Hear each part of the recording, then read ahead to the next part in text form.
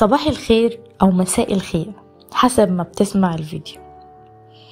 هل عمرك قابلت شخص أول ما دخل المكان الكل سكت؟ حد ما تكلمش كتير لكن حضوره كان طاغي، حد ممكن ما يكونش وسيم ولا غني ولا حتى بيتكلم بصوت عالي، بس عنده حاجة تخليك تحس انك عايز تسمعه، عايز تقرب منه، عايز تكون زيه.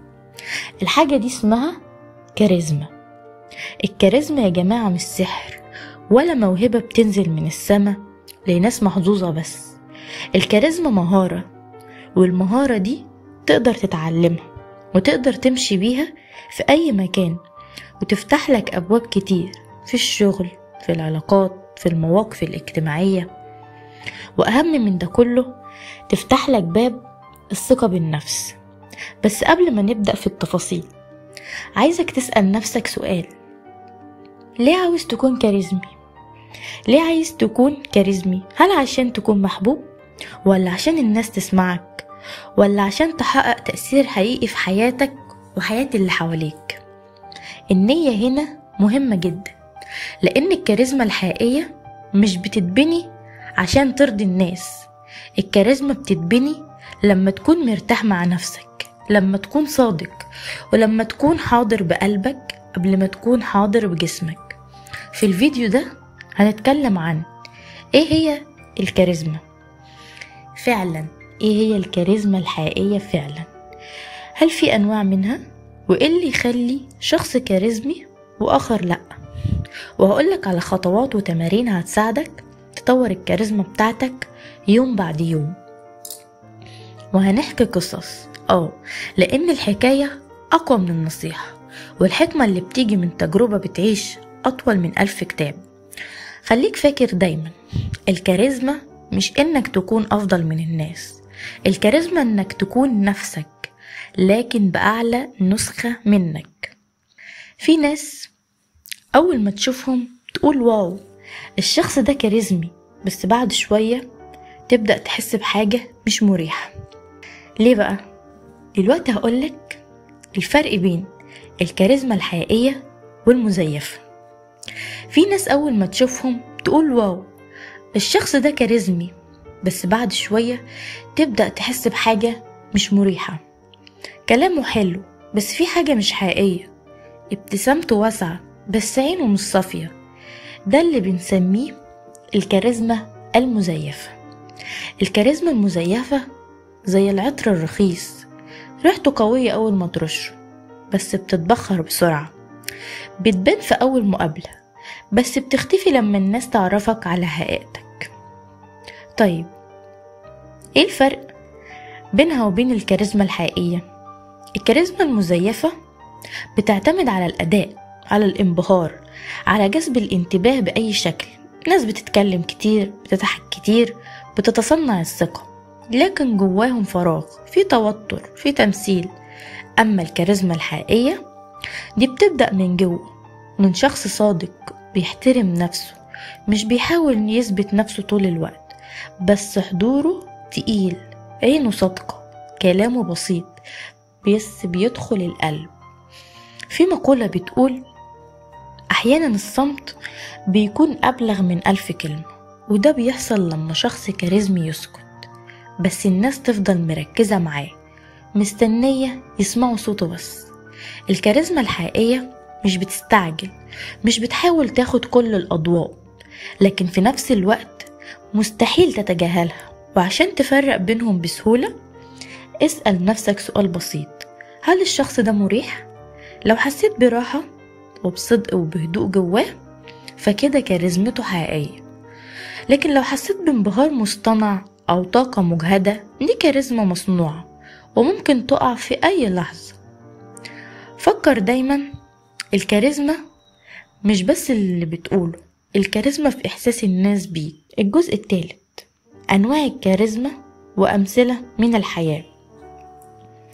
الكاريزما مش نوع واحد، في ناس كاريزما بالصوت، في ناس كاريزما بالعين، وناس كاريزما بالهدوء، وناس كاريزما بالطاقة العالية. وعشان تطور كاريزمتك لازم تفهم نوعها، تعرف ايه ميولك لأنهي نوع، وتبني عليها بأسلوبك، مش تقلد حد.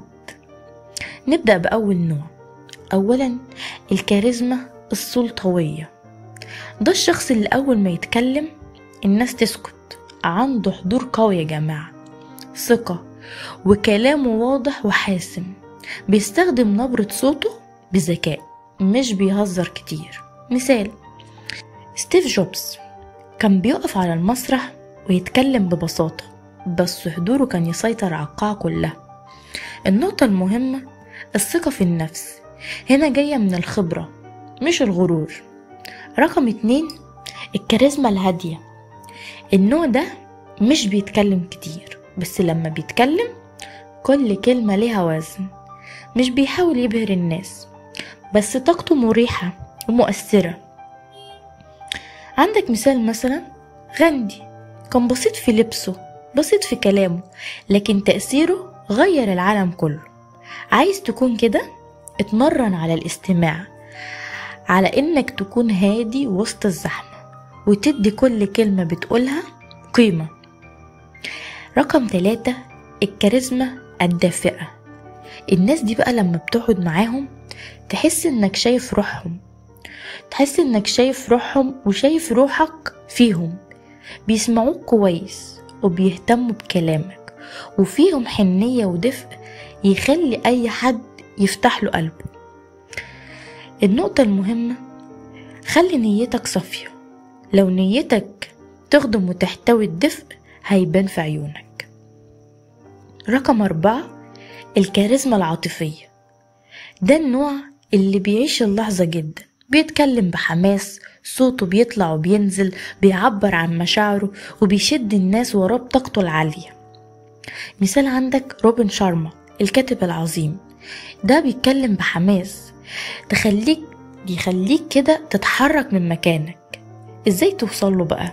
ادرس نبرة صوته، مشاعرك، ادرس نبرة صوتك انت مش صوت حد، ومشاعرك، وطور قدراتك على التعبير بالصدق.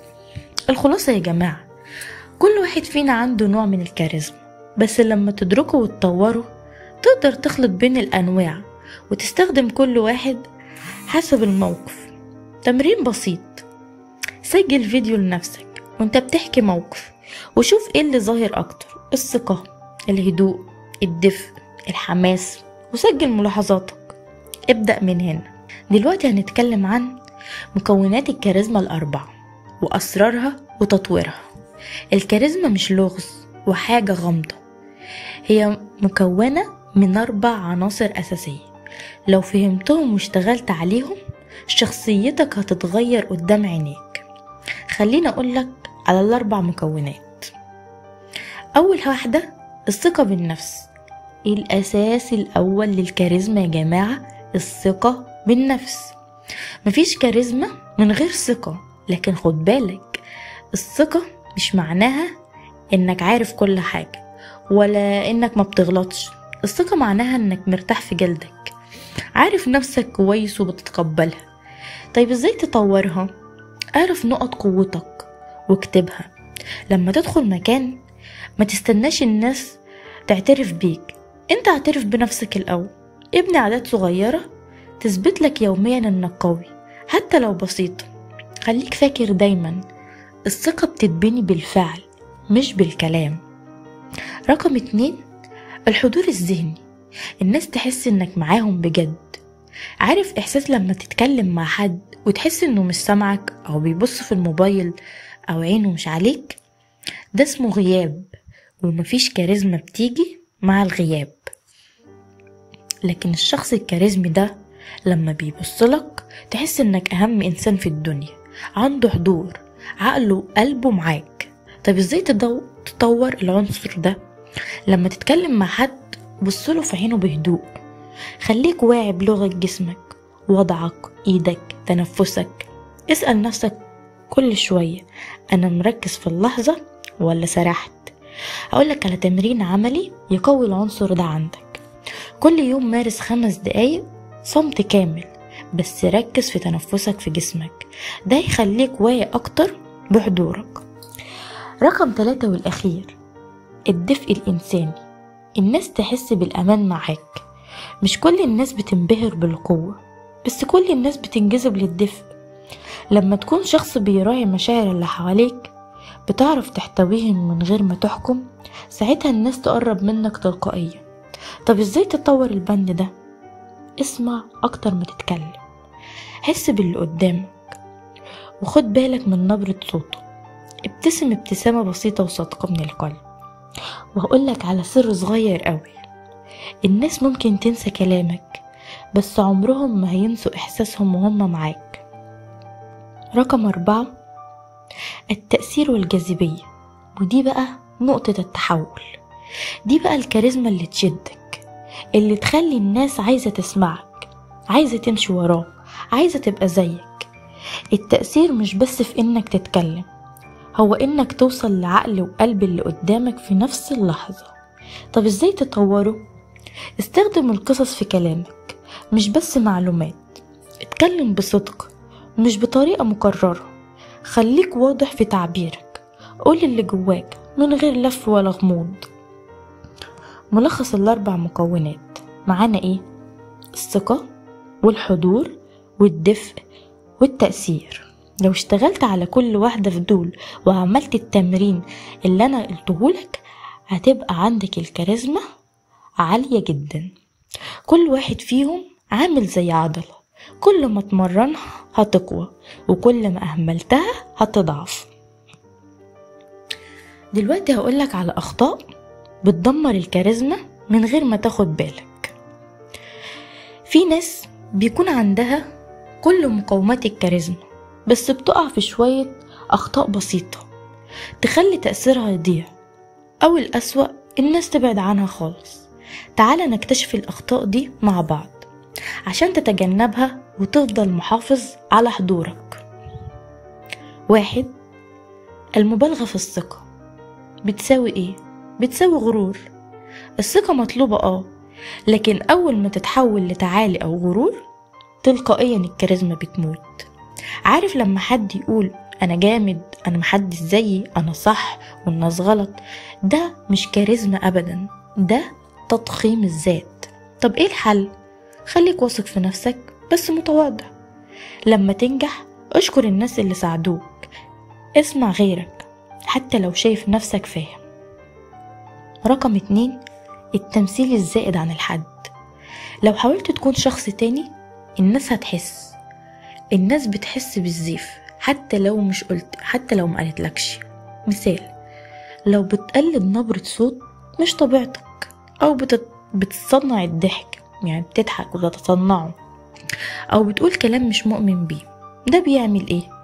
بيخلي الناس اللي قدامك تحس انك مش حقيقي، وساعتها الكاريزما بتختفي فورا. الحل؟ خليك انت، ببساطة خليك انت، صدق اللي بتقوله، اتكلم بطريقتك وبصوتك وبإحساسك انت، ما تقلدش حد. رقم 3، حب السيطرة او الظهور طول الوقت. في ناس بتفتكر ان لازم تتكلم دايما او تبان في كل لحظة عشان الناس تحس بيها، لكن العكس هو اللي بيحصل. الناس بتحب الشخص اللي بيظهر بحكمة، اللي مش موجود زيادة عن اللزوم. نصيحة، ما تقطعش الناس في الكلام، ما تحاولش تسيطر على كل الحوار، خليك متوازن.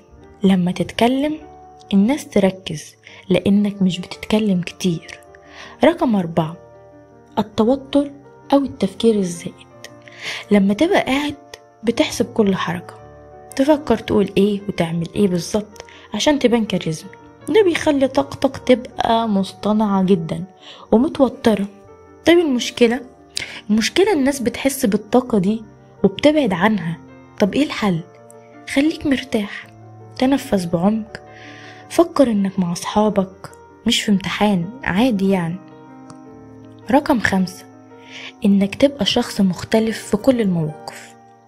في ناس بتغير شخصيتها حسب اللي قدامها، قدام المدير حاجة، قدام الصحاب حاجة تانية، وقدام الجمهور شخصية تالتة خالص. المشكلة بقى الناس بتلتقط التناقض ده وما بتثقش فيك.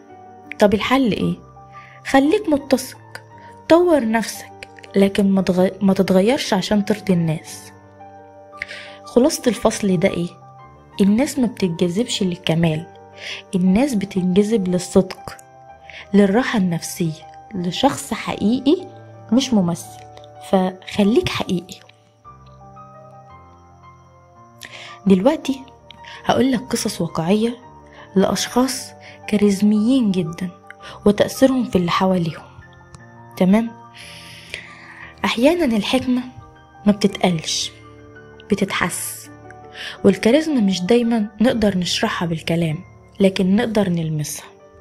القصص دي مش بس هتلهمك، دي هتخليك تشوف الكاريزما وهي بتتحرك قدامك. تمام؟ القصة دي بتقول ايه؟ موظف كاشير بسيط جدا بس عنده كاريزما، شاب عادي بيشتغل في سوبر ماركت صغير. كل يوم الزباين تروح له مخصوص. ليه؟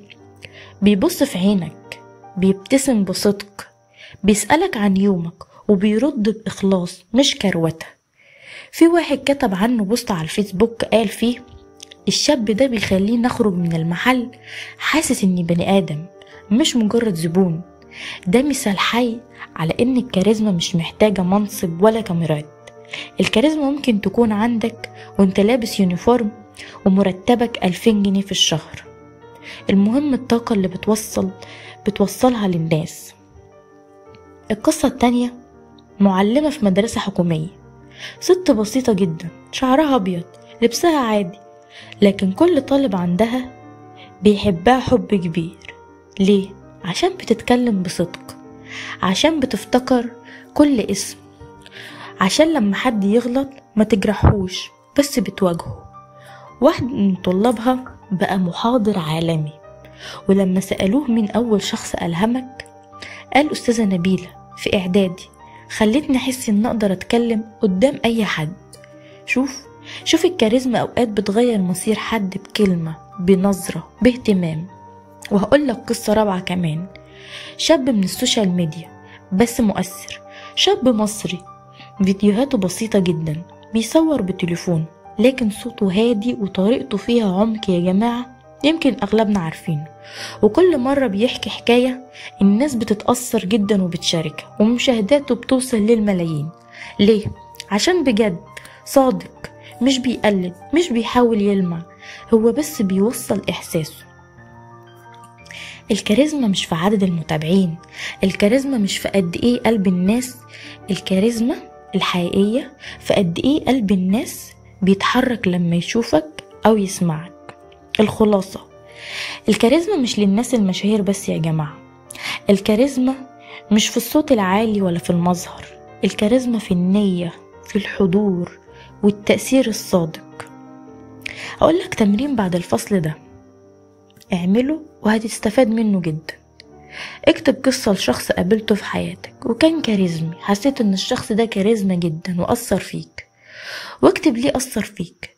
الكتابة دي هتخليك تلاحظ أكتر وتفهم ان الكاريزما مش بعيدة عنك، دي جواك.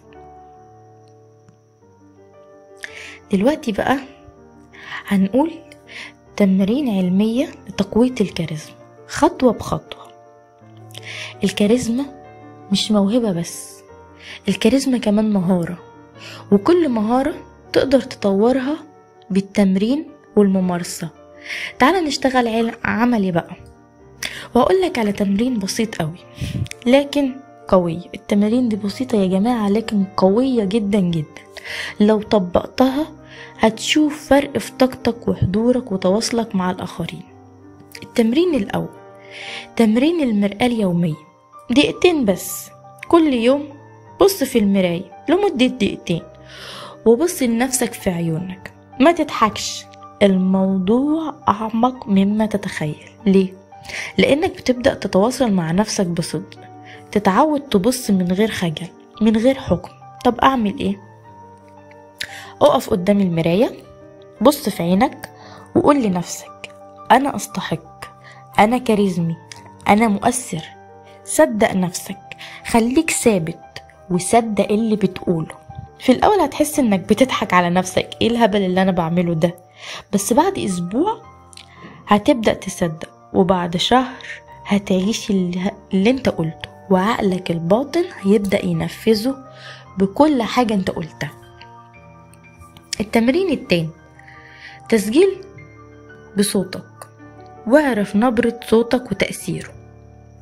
مرة في الأسبوع سجل صوتك وانت بتحكي قصة حصلت لك، موقف، أي حاجة. الهدف ايه؟ تكتشف نبرة صوتك، تشوف هل فيها حياة، فيها صدق ولا بهتة، هل نبرة صوتك بتعبر ولا بتقرأ وخلاص. هديك شوية نصايح. جرب ترفع وتنزل صوتك مع مشاعرك، جرب السرعة والبطء، خليك طبيعي، وراجع التسجيل بعيونك واستمعوا من غير نقد. التمرين التالت، الاستماع النشط. الكاريزما مش بس في الكلام، لو عايز الناس تحبك اسمعهم بجد. اعمل التمرين الآتي لمدة أسبوع. لما حد يكلمك ما تقطعوش، بصله في عينه وهز راسك بتفهم. أعد الجملة اللي قالها بصيغة تانية عشان يحس انك فعلا سمعته ومركز معاه. النتيجة، الناس هتحس بوجودك وهيبدأوا يحبوك وهيقعدوا معاك من غير ما يعرفوا ليه. هو ده سر الكاريزما الدافئة بكل بساطة. التمرين الرابع، القصص الصغيرة. احكي قصة صغيرة كل يوم لنفسك أو لصاحبك أو حتى سجلها. ليه؟ الكاريزما بتزيد جدا مع حكواتي شاطر، يعني واحد بيعرف يحكي، واحد بيشد اللي قدامه. ابدأ بحاجة بسيطة، مثلا موقف محرج، حاجة فرحتك، حد ألهمك. خلي دايما في قصة بداية ووسط ونهاية وتحدي إضافي. اربط القصة بحكمة وهتلاقي كل اللي بيسمعك مستني يسمع القصة اللي بعدها. التمرين الخامس، الإيماءات الواعية. لغة الجسم يا جماعة. مرة في اليوم لاحظ جسمك، ايدك فين وانت بتتكلم، وقفتك عاملة ازاي، كتافك مرفوعة ولا متوطية، بتتكلم وايدك ثابتة ولا بتستخدمها بتوازن. كل دي إشارات بتوصل رسائل. فلو طاقتك متوترة هتتعب، ولو مرتاح وواثق الكاريزما هتتنقل للي قدامك فورا. التمرين السادس، تمرين الخروج من منطقة الراحة. تحدي بسيط كل أسبوع اعمل حاجة بسيطة كنت بتتكسف منها. كلم حد أول مرة مثلا، قول كلمة في اجتماع، انزل اسأل في مكان لوحدك، اعمل لايف دقيقة على الانستجرام أو الواتساب أو الفيسبوك. الفكرة ايه؟ كل مرة بتخاف تعملها الكاريزما بتكبر والخوف بيقل والحضور بيزيد. الخلاصة، التمارين دي مش عضلات، لكن بتبني طاقة داخلية هادية وقوية وحقيقية، وبتخليك تمشي في الشارع والناس تلاحظك من غير ما تنادي عليهم. ماشي، يلا بينا بقى نخش على فصل مهم جدا، الكاريزما في المواقف الصعبة. ازاي تفضل مؤثر في وقت الضغط والمواجهة. المواقف الصعبة والضغط دي اللحظات اللي بتكشف معدن الإنسان الحقيقي اللي عنده كاريزما حقيقية. بيبان في أصعب الأوقات مش في أسهلها. أول حاجة، ازاي تحافظ على هدوءك تحت الضغط. الناس الكاريزمية لما تتعرض لموقف ضغط ما بتفقدش أعصابها. لازم تتعلم تتحكم في نفسيتك. خد نفس عميق ببطء، ركز في اللحظة الحالية، ما تفكرش في النتائج الكارثية، فكر انك قدها. انت مش اول واحد يعاني ولا اخر واحد. تاني حاجة، استخدم لغة الجسم بثقة. في المواقف الصعبة وقفتك ولغة جسدك بتقول للناس كتير. ابعد عن التوتر، ما تبصش في الارض او تتلخبط، خليك واثق ومستقيم. ارفع راسك وكتافك، بص للناس بعين ثقة وهادية. تالت حاجة، الكلمة الطيبة والصادقة.